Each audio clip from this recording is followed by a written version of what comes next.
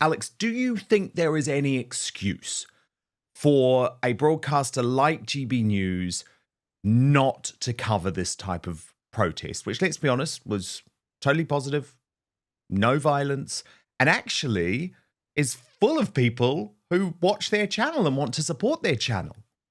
Yeah. Well, look, I'm not exactly the first person to jump up and down and cheer for GB News after the way they treated me. They can rot in hell, as far as I'm concerned. One of these days when I'm not under an NDA, I will tell my story. But is there any excuse for them to have not covered it? Yes, there is actually, and I think we both know what it is. There's a number of excuses.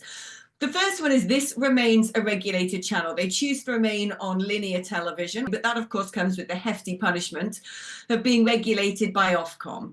And I remember, I was just talking about this the other day, actually, with my other half. I remember when I had people on talking about the origins of COVID, because when the channel launched, we were still in the midst of COVID. We were still partially locked down and social distancing. And I had a number of people on talking about that, from Matt Ridley, who's did the book Virus. Yes, yes. Professor Angus Dalgleish, who is the world expert of virology and knew full well that that thing was made in a lab, could even point at whose handiwork it had been. And they came to me and said, you mustn't do this again. You mustn't have this on again. There have been warnings and complaints from Ofcom. So I think The on off one level, communists. they fight with their hands tied behind their backs because they remain on linear television. Unless you're not going to be regulated by Ofcom, you're in trouble. You are controlled opposition. Now, the other thing, of course, that they have faced is this channel launched with a £63 million budget to last them 3 years. They spaffed it up the wall in the first year. They've been perennially in a doom loop of losing money ever since. Their viewing figures might be good. The figures on the bank account probably aren't as good.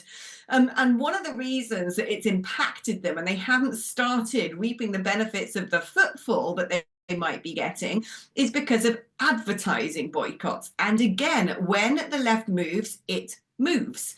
And when it was decided that Stop Funding Hate were going to come after GB News and intimidated various sponsors and various advertisers to not advertise with the channel. And unfortunately, a lot of the big advertisers now are sold through big ad agencies in London who are all woke.